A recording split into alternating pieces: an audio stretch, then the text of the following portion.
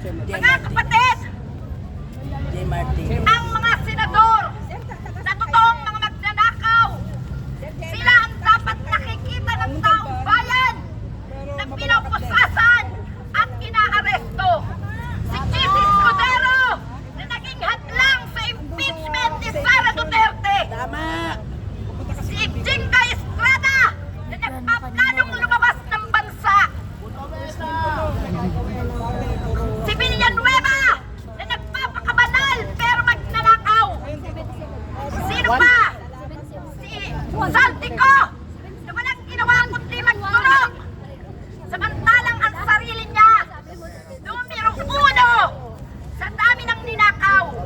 Lahat ng sasakyang panghimpapawid ay nasa kanya sapagkat ninakaw niya ang pera ng bayan na dapat ngayon pinakikinabangan ultimong ating mga kabataan. Ito, ang luneta ay atin. Hindi may tatayo ang luneta kung hindi dahil sa mamamayang Pilipino. Bakit pinagbabawalan na pumwesto doon ang mga mandirigma ng Pilipinas na ang ipinaglalaban ay katarungan at ang laban para sa mga magnanakaw. Hustisya para sa bansa ang hinahanap natin.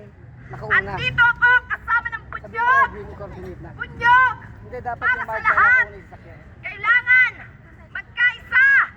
Tila bunyog na parang walis para walisin ang lahat ng magnanakaw sa bansa. Mga kapatid, nakakapagod ang mga galamay ni Duterte. Walang hinangad kundi Kontakin mo na mayumbok si Ate Rubina nakasunod sa atin. sapagkat ang nilanais nila maabswelto lahat ng magnanakaw. Ano na? Bakit? Bakit tayo pumapayag na ganituhin? Nakikita niyo ba? Nakabilang tayo sa araw. Napapagod tayo ng kasisigaw. Hindi tayo papayag na walang mangyari sa ating ginagawang ito. Sapagkat ito'y para sa lahat. Para sa bayan. Para sa taong bayan. At dahil tayo'y mga Pilipino, ilalaban natin ang lahat. Mga kapatid, hindi tayo papayag sa pagkakataong ito. Ito ang huling araw na ibinigay natin sa mga nag-iimbestiga sa nakawan ng flood control project.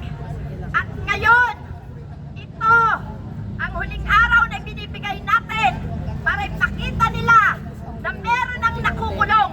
Hindi lang ang mga maliliit na kontraktor sapagkat props lang nila yan. Kunwari lang meron na silang ipinakulong para manahimik ang bayan. Pero papayag pa kayong manahimik? Ang nakikita ninyong nakakulong ay ang maliliit na kanila rin biktima.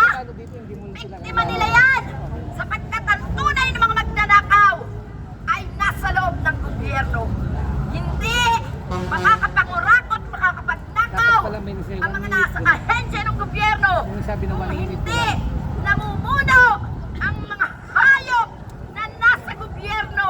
Sila yung mga nakaupo, senador, kongresista, vice president, at lahat sila doon, mga magnanakaw. Kaya mga kapatid, tapusin natin ang labang ito nang meron tayong mapapala sapagkat hindi titigil ang taong bayan kung wala tayong mapapala sa labang ito. Yes! Salamat po mga kapatid. Patuloy ang